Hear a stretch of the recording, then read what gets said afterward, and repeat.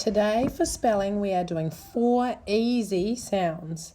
T, B, D and S. Here are some words that have these sounds in them. Top, pat, ball, able, dad, had, sip and pasta. You can see that the t, b, d or s sound can be at the start of a word, in the middle of a word, or at the end of a word. You might even find words like dad that have 2 of the same sound.